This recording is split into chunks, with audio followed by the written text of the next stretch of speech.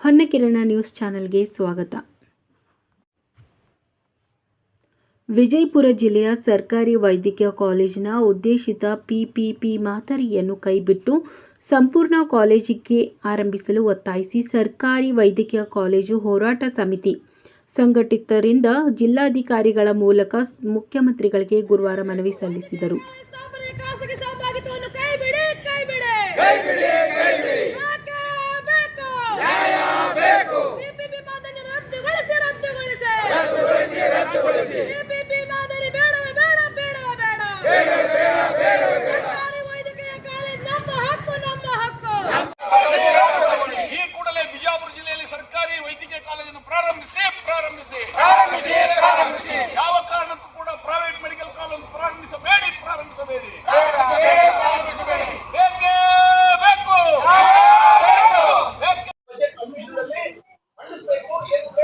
ವಿಜಯಪುರ ಜಿಲ್ಲೆಯಲ್ಲಿ ಒಂದು ವೈದ್ಯಕೀಯ ಕಾಲೇಜನ್ನ ಪ್ರಾರಂಭ ಮಾಡಬೇಕು ಅಂತಕ್ಕಂಥದ್ದು ಬಹುದಿನಗಳ ವಿಜಯಪುರ ಜಿಲ್ಲೆಯ ನಾಗರಿಕರ ಒಂದು ಬೇಡಿಕೆಯಾಗಿದೆ. ಈ ಬೇಡಿಕೆಯನ್ನಿಟ್ಟುಕೊಂಡು ಸರ್ಕಾರ ಈಗ ಒಂದು ಎಚ್ಚೆತ್ತುಕೊಂಡು ವಿಜಯಪುರ ಜಿಲ್ಲೆಯಲ್ಲಿ ಒಂದು ಸರ್ಕಾರಿ ಕಾಲೇಜನ್ನ ಮಂಜೂರಿ ಮಾಡಲಿಕ್ಕೆ ಹೊರಟಿದೆ. ಆದ್ರೆ ಇಂತಹ ಸಂದರ್ಭದಲ್ಲಿ ಇಲ್ಲಿಯ ನಗರ ಶಾಸಕರು ಏನ್ ಹೇಳ್ತಾರೆ, ಇದನ್ನ ಪಬ್ಲಿಕ್ ಪಾರ್ಟ್ನರ್ಶಿಪ್ ಅಲ್ಲಿ ಒಂದು ಡೆವಲಪ್ಮೆಂಟ್ ಮಾಡ್ಲಿಕ್ಕೆ ನಮ್ಗೆ ಅವಕಾಶ ಮಾಡಿಕೊಡಿ, ನಾನು 500 ಕೋಟಿ ರೂಪಾಯಿ ಕೊಡ್ತೀನಿ ಅಂತಕ್ಕಂಥ ಮಾತನ್ನ ಹೇಳಿರ್ತಕ್ಕಂಥದ್ದನ್ನ ನೋಡಿದ್ರೆ ಬಹಳ ದೊಡ್ಡ ದುರಂತ ಅನಿಸ್ತದೆ. ವಿಜಯಪುರ ಜಿಲ್ಲೆಯ ಜನರು ಎಂತಹ ಸಂದರ್ಭದಲ್ಲಿ ಇದ್ದೀವಿ, ಇಲ್ಲಿಯ ನಾಗರಿಕರು ಏನು ಕೇಳುದಿಲ್ಲ ಅನ್ನೋ ಕಾರಣಕ್ಕಾಗಿ ಎಲ್ಲವನ್ನೂ ಕೂಡ ಪ್ರೈವೇಟ್ ಮಾಡಿದ್ರೆ ಹೆಂಗೆ?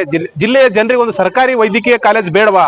ಇಡೀ ರಾಜ್ಯದಲ್ಲಿಯೇ 150 ಎಕರೆಯಷ್ಟು ವಿಸ್ತೀರ್ಣ ಹೊಂದಿರತಕ್ಕಂಥ ಸುಸಜ್ಜಿತ ಕಟ್ಟಡಗಳನ್ನು ಹೊಂದಿರತಕ್ಕಂಥ ಯಾವುದಾದ್ರೂ ಒಂದು ಕಾಲೇಜ್ ಇದ್ರೆ, ಒಂದು ಹಾಸ್ಪಿಟಲ್ ಇದ್ರೆ ಅದು ವಿಜಯಪುರ ಜಿಲ್ಲಾ ಆಸ್ಪತ್ರೆ.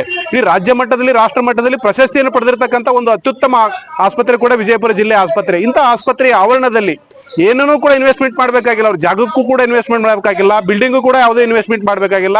ಕಾಲೇಜ್ ಪ್ರಾರಂಭ ಮಾಡಿಬಿಟ್ರೆ ಎಲ್ಲ ವಿಭಾಗಗಳಲ್ಲೂ ಕೂಡ ನಡೆಸಲಿಕ್ಕೆ ಬೇಕಾಗಿರ್ತಕ್ಕಂಥ ಎಲ್ಲ ಇನ್ಫ್ರಾಸ್ಟ್ರಕ್ಚರ್ ಹೊಂದಿರತಕ್ಕಂಥ ಒಂದು ಜಾಗವನ್ನ ಪ್ರೈವೇಟ್ನವರಿಗೆ ಕೊಡೋದ್ರ ಮುಖಾಂತರ ಏನು ಸಾಧಿಸಲಿಕ್ಕೆ ಹೊರಟಿದ್ದಾರೆ ಸರ್ಕಾರ? ಕೂಡಲೇ ಸರ್ಕಾರ ಈ ಮಾತನ್ನು ಹಿಂತೆಗೆದುಕೊಳ್ಬೇಕು.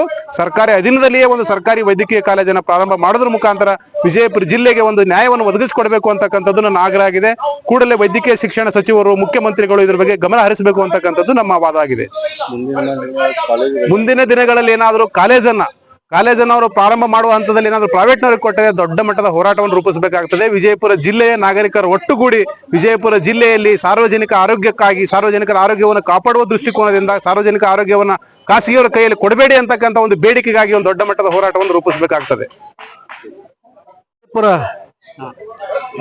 ಇವತ್ತು ನಾವು ವಿಜಯಪುರ ಜಿಲ್ಲೆಯಲ್ಲಿ ಸರ್ಕಾರಿ ವೈದ್ಯಕೀಯ ಕಾಲೇಜು ಹೋರಾಟ ಸಮಿತಿ ಎಂದು ಒಂದು ಸಮಿತಿ ರಚನೆ ಮಾಡಿಕೊಂಡು ಎಲ್ಲ ಸಂಘಟಕರು ಸೇರಿ ನಾವು ಇವತ್ತು ಸರ್ಕಾರಿ ವೈದ್ಯಕೀಯ ಕಾಲೇಜು ವಿಜಯಪುರ ಜಿಲ್ಲೆಯಲ್ಲಿ ಆಗಲೇಬೇಕು ಅಂತ ಹೇಳಿ ನಾವು ಮಾನ್ಯ ಜಿಲ್ಲಾಧಿಕಾರಿಗಳ ಮುಖಾಂತರ ಸನ್ಮಾನ್ಯ ಮುಖ್ಯಮಂತ್ರಿಗಳಿಗೆ ಹಾಗೂ ನಮ್ಮ ಸನ್ಮಾನ್ಯ ರಾಜ್ಯಪಾಲರಿಗೆ ಮನವಿ ಸಲ್ಲಿಸಲಾಯಿತು.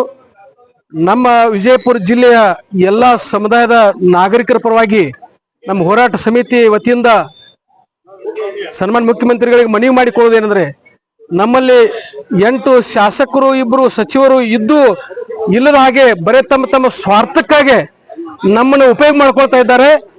ಇದು ಮುಂದಿನ ದಿನಮಾನದಲ್ಲಿ ಆಗಬಾರ್ದು. ನಾವು ಈಗ ಇಲ್ಲಿ ಒಂದು ಹೋರಾಟ ಸಮಿತಿ ರಚನೆ ಮಾಡ್ಕೊಂಡಿದ್ದೀವಿ.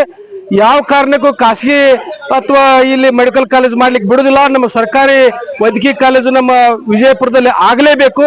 ಈಗಾಗಲೇ ನಮಗೆ ಸರ್ಕಾರಿ ನಮ್ಮ ಆಸ್ಪತ್ರೆಯಲ್ಲಿ 150 ಕಡಿಮೆ ಅಂದ್ರೆ 150 ಎಕರೆ ಜಮೀನು ಇದೆ.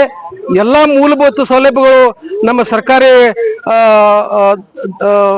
ಸಿವಿಲ್ ಆಸ್ಪತ್ರೆಯಲ್ಲಿ ಇರುವುದರಿಂದ ನಮಗೆ ಸರ್ಕಾರಿ ವೈದ್ಯಕೀಯ ಕಾಲೇಜು ನಮ್ಮ ಬಿಜಾಪುರ ಜಿಲ್ಲೆಯಲ್ಲಿ ಆಗಲೇಬೇಕು. ಯಾಕಂದ್ರೆ ನಮ್ಮ ರೈತ ಸಮುದಾಯ, ಕಾರ್ಮಿಕ ಸಮುದಾಯ, ಶೋಷಿತ ಸಮುದಾಯ ನಮ್ಮ ಗಡಿನಾಡ ಭಾಗದಲ್ಲಿ, ನಮ್ಮ ವಿಜಯಪುರ ಜಿಲ್ಲೆಯಲ್ಲಿ ಬಹಳ ಹಿಂದುಳಿದ ಪ್ರದೇಶ, ಇಲ್ಲಿ ಸರ್ಕಾರಿ ವೈದ್ಯಕೀಯ ಕಾಲೇಜು ಆಗಲೇಬೇಕು ಅಂತ ಹೇಳಿ ನಾವು ಈಗ ಸಮಿತಿ ಪರವಾಗಿ ನಾವು ಮನವಿ ಕೊಟ್ಟಿದ್ವಿ. ಇದು ಮುಂದೆ ನೀವು ಇದಕ್ಕೆ ಮನ್ನಣೆ ನೀಡದೆ ನೀವು PPP ಏನು ಒಂದು ಯೋಜನೆ ತಂದ್ರೆ ನಾವು ಉಗ್ರ ಹೋರಾಟ ಮಾಡಿ ಅದು ರದ್ದುಗೊಳಿಸ್ತೀವಿ. ನಮ್ಮ ಸರ್ಕಾರಿ ಶಾಲೆ ಕಾಲೇಜ್ ಮಂಜೂರು ಆಗಲೇಬೇಕು ಅಂತ ಹೇಳಿ ನಮ್ಮ ಮನವಿ. ಧನ್ಯವಾದಗಳು. ನನ್ನ ಹೆಸರು ಜಗದೇವ್ ಸೂರ್ಯವಂಶಿ.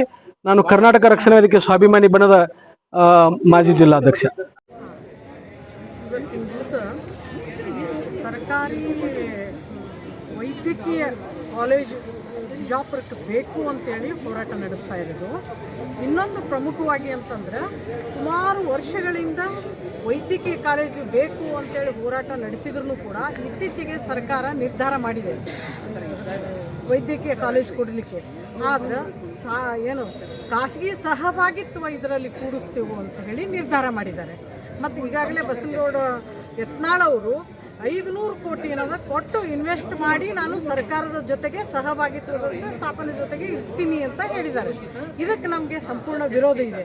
ನಿಮಗೆ ಗೊತ್ತಿರಬಹುದು, ಬಿಜಾಪುರ ಐತಿಹಾಸಿಕ ಸ್ಥಳ. ಇಲ್ಲಿ ಎಂದೋ ಮೆಡಿಕಲ್ ಕಾಲೇಜ್ ಆಗಬೇಕಾಗಿತ್ತು. ಮತ್ತು ಇಲ್ಲಿ ಇರ್ತಕ್ಕಂಥ ಭಾಳ ಹಿಂದುಳಿದ ಜಿಲ್ಲೆ ಇದೆ. ಐತಿಹಾಸಿಕ ಜಿಲ್ಲೆ ಇದ್ರೂ ಕೂಡ ಹಿಂದುಳಿದ ಜಿಲ್ಲೆ ಇದೆ. ಇಲ್ಲಿ ಬಡವರು, ಕಾರ್ಮಿಕರು ಮತ್ತು ರೈತರ ಮಕ್ಕಳು ಮತ್ತು ಅತ್ಯಂತ ಹಿಂದುಳಿದ ಆರ್ಥಿಕವಾಗಿ ಹಿಂದುಳಿದಂಥ ಮಕ್ಕಳಿಗೆ ಇಲ್ಲಿ ಏನಂದ ವೈದ್ಯಕೀಯ ಕಾಲೇಜ್ ಮಾಡಿದರೆ ಬೇರೆ ಬೇರೆ ಊರವರು ಕೂಡ ಇಲ್ಲಿ ಬಂದು ಕಲಿಲಿಕ್ಕೆ ಅವಕಾಶ ಸಿಗುತ್ತದೆ. ಮತ್ತು ವೈದ್ಯಕೀಯ ಕಾಲೇಜ್ ಬರೀ ಒಂದೇ ಸ್ಥಾಪನೆ ಅಲ್ಲ, ಅದರ ಹಿಂದೆ ನರ್ಸಿಂಗ್ ಕಾಲೇಜ್ ಇರ್ತದೆ, BSc ನರ್ಸಿಂಗ್ ಬರ್ತದೆ ಮತ್ತು MSc ನರ್ಸಿಂಗ್ ಬರ್ತದೆ. ಈ ಎಲ್ಲ ಇದು ಕೋರ್ಸ್ಗಳಿಗೆ ಮತ್ತು ವೈದ್ಯಕೀಯ ಹಲವಾರು ಕೋರ್ಸ್ಗಳು ಈ ವೈದ್ಯಕೀಯ ಕಾಲೇಜಂದ್ರೆ ಪ್ರಾರಂಭ ಆಗ್ತವೆ. ನಮಗೆ ಪ್ರಮುಖವಾಗಿ ಇಲ್ಲೇನಾದರೂ ವೈದ್ಯಕೀಯ ಕಾಲೇಜ್ ಬಂದಿದ್ದಾದರೆ ಬಿಜಾಪುರ ಒಂದು ಅತ್ಯುನ್ನತ ಏನು ವಿದ್ಯಾಸಂಸ್ಥೆಯಾಗಿ ಮತ್ತು ಅತ್ಯಂತ ಐತಿಹಾಸಿಕ ಸ್ಥಳವಾಗಿ ಒಂದು ಪಾಪ್ಯುಲರ್ ಆಗ್ತದೆ ಅನ್ನೋದು ನನ್ನ ಅಭಿಪ್ರಾಯ. ಜೊತೆಗೆ ಏನದ ಎಲ್ಲ ಬಡ ಜನರಿಗೆ ಉದ್ಯೋಗ ಸಿಗ್ತದೆ ಮತ್ತು ಅದ್ರ ಜೊತೆಗೆ ಆರೋಗ್ಯ ಏನದ ಜನಸಾಮಾನ್ಯರ ಆರೋಗ್ಯ ಕನಿಷ್ಠ ಮಟ್ಟದಲ್ಲಿ ಅವರು ಏನು ಹಣ ಖರ್ಚು ಮಾಡಲಿಕ್ಕೆ ಸಾಧ್ಯ ಆಗ್ತದೆ. ಸಾಕಷ್ಟು ಹಣ ಇದಕ್ಕೆ ವ್ಯಯ ಮಾಡಲಿಕ್ಕೆ ಆಗಲ್ಲ. ಬಟ್ ಈ ಭಾಗದ ಜನರಿಗೆ ವೈದ್ಯಕೀಯ ಕಾಲೇಜು ಭಾಳಷ್ಟು ಅವಶ್ಯಕತೆ. ಈಗಾಗಲೇ ಇರ್ತಕ್ಕಂಥ 2 ವೈದ್ಯಕೀಯ ಕಾಲೇಜ್ ಇದೆ.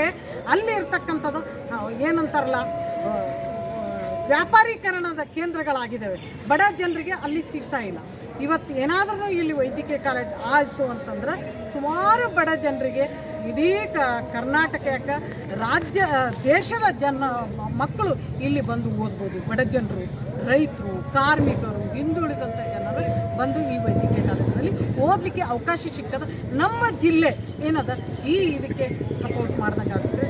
ವಿವಿಧ ಸಂಘಟನೆಗಳು ಇದಕ್ಕೆ ಸಪೋರ್ಟ್ ಮಾಡಿ ಹೋರಾಟವನ್ನು ಬೆಳೆಸ್ತಾ ಇದೆ. ನಮಗೆ ವೈದ್ಯಕೀಯ ಕಾಲೇಜ್ ಇಲ್ಲಿ ಸರ್ಕಾರಿ, ವಿಶೇಷವಾಗಿ ಸರ್ಕಾರಿ ವೈದ್ಯಕೀಯ ಕಾಲೇಜುಗಳು ಬೇಕು.